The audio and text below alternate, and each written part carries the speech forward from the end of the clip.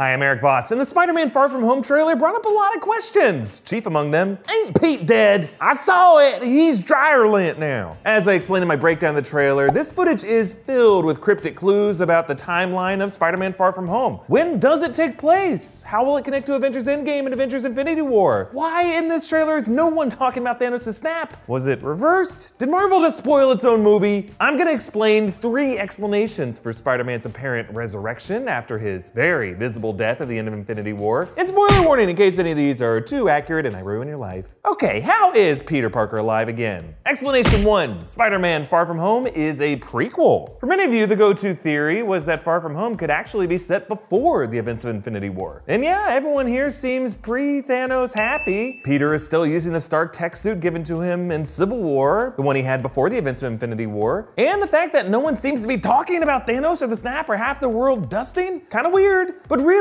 we don't know what year this movie takes place in. A close-up of Peter's passport in the trailer mysteriously removed the years from the issue date, expiration date, and birth date. It's like the editors intentionally did not want us to be able to determine from this trailer alone when this all happens. Maybe to play it safe, to protect Peter from getting his identity stolen. But I mentioned this explanation first because I want to get it out of the way. Spider-Man Far From Home is not a prequel. The head of Marvel Studios, Kevin Feige, a man with very hands-on control of all of these stories, confirmed it is set after Endgame. So did Amy Pascal, head of Sony, the studio co-producing this film. The school bus that Peter was riding in Infinity War was not a school bus taking him home from the airport from a Euro trip. Peter actually says he was on his way to a field trip at MoMA. Also, Spider-Man Far From Home will be the first movie of Marvel Phase 4. It's a new chapter. Why would it be set in some weird retcon timeline between chapters within Phase 3? Really, the fact that Peter Parker's alive again and the world seems unaffected by the snap is probably the result of some timeline trickery that the Avengers will use in Endgame, which brings me to the second explanation. Spider-Man Far From Home takes place in an alternate timeline within the Marvel Multiverse. Huh?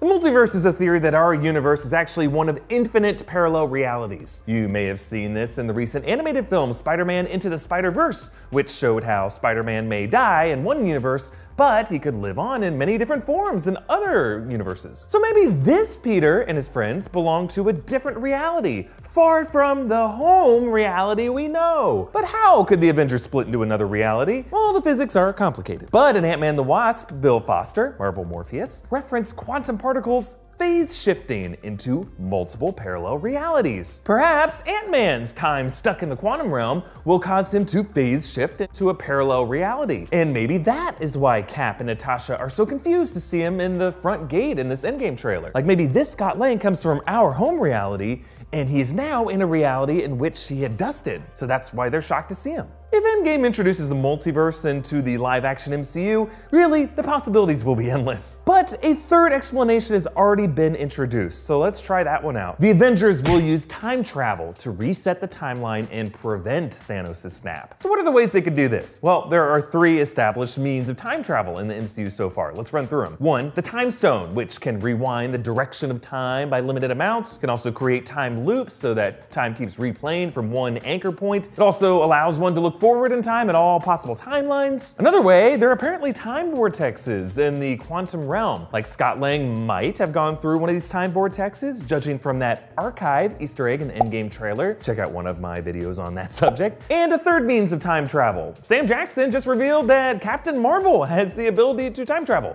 Okay. Like with the multiverse, there are a lot of different permutations of this working. Like maybe Doctor Strange could have hidden the time stone itself in time, like in the future or in the past, giving future or past versions of the Avengers a chance to use it in crazy ways. Or Scott Lang or Carol Danvers could drag other Avengers with them through their means of time travel. I have a theory on this that kind of ties it all together. And I'll get to that in a second, but first, thank you to Privacy.com for sponsoring this video. Privacy.com is a free service that allows you to create burner credit card numbers to pay for transactions online, so you don't have to use your real credit card or debit card number to pay for every purchase. It's just so easy for people to steal your credit card info. Like I was once burned by one of those devices that they call skimmers. You know, one of those things that people can just pop onto card swipers at ATMs or gas pumps anywhere, any part of town. And then sometime later, I saw a bunch bunch of charges at an adult video store in Florida. And I hadn't been to the Gainesville X-Mart in years, and I wasn't blowing money there like it was Vegas. You should never worry about someone stealing your credit card again. Privacy.com takes care of that. Check it out. I've set up an account with Privacy.com and I've linked my bank account, and I'm creating a dummy credit card to pay for a YouTube Red subscription. I'm gonna set the limit of this card for $1 so I can just try out YouTube Red for free for a month. And say later on I forget to cancel the subscription. Rather than YouTube trying to charge me the full amount for another month, Privacy will block them because this burner card's $1 limit was maxed out. It's so easy, and again, it is free. And we're gonna make this deal even better for you guys. First-time customers who sign up with Privacy.com/newrockstars will get a $5 credit on their first purchase with Privacy.com. And as an added bonus, we are gonna team up with Privacy.com to completely pay off the first purchases for 5 random people. So just to break this down, that's a $5 credit that we're giving first-time signups, plus the chance to have your first purchase through Privacy fully covered. So you gotta try this out. You gotta use our link. Go to Privacy.com/newrockstars. That's PRIVACY.com/NEWROCKSTARS to get a $5 credit on your first purchase now. Okay, back to my grand theory of how the Avengers could use time travel to reset this timeline. Let's just point out how weird it would be to have different sources of time travel in a movie, right? Like, I wonder if the source of Captain Marvel's time travel capabilities could be the same as Ant-Man's. Time vortexes in the quantum realm. Perhaps when Captain Marvel goes binary, she's actually absorbing quantum energy down from this subatomic realm. That golden rainbow glow she gives off is kind of similar to the color palette of the quantum realm in Ant-Man and the Wasp. But what if this version of time travel that we're seeing in this movie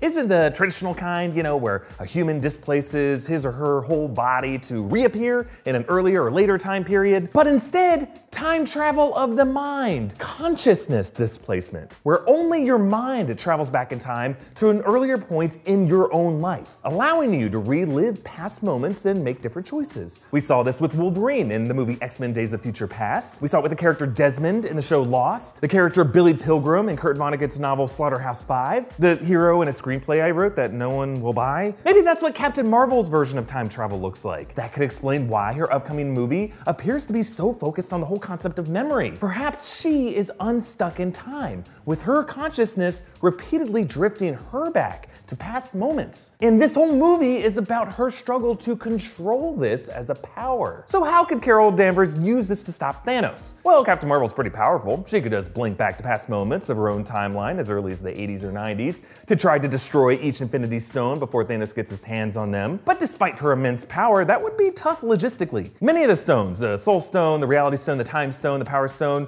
they always were pretty guarded under lock and key. Rarely were they ever out in the open before Thanos got to them. So consider this option. Barf. Consider it. Tony Stark's binary augmented retroframing, that memory reconstruction technology. If Carol can find a way to help everyone use the quantum energy that she uses to rewind their consciousnesses back to past moments, maybe Tony Stark can combine that with Barf to help them reconstruct specific past moments that they came into contact with Infinity Stones. Think about it, Tony and Carol could help Rocket go back to his brief contact with the Power Stone in the first Guardians of the Galaxy. They could help Thor go back to when he came close to the Reality Stone in Thor: The Dark World. They could help Wong go back to when he had the Time Stone in his hands through the Eye of Agamotto in one of the Sanctums. They could help Banner, or really any of the others, go back to when the Mind Stone was in their possession in Age of Ultron. They could help Cap, or any of the others again, go back to when the Tesseract was within their grasp. Now the Soul Stone would be trickier since it was on Vormir, but maybe they could use this tactic on Thanos to allow this grieving father to revisit his biggest sacrifice, exchanging his daughter for one of these stones. This way, I think the Avengers could go stone by stone,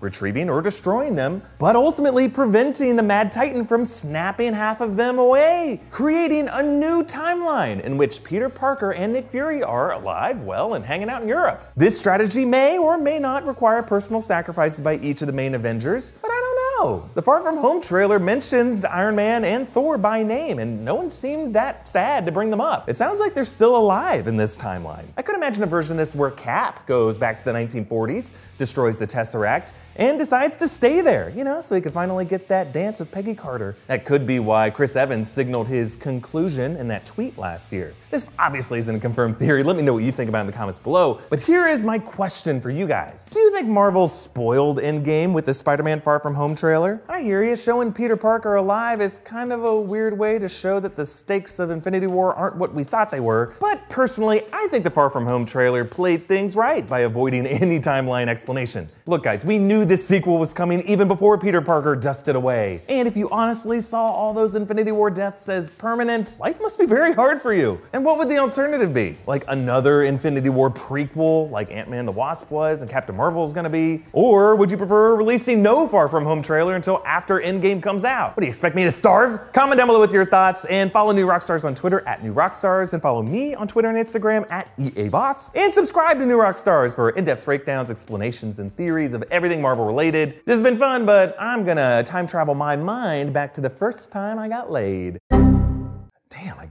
guess that didn't count.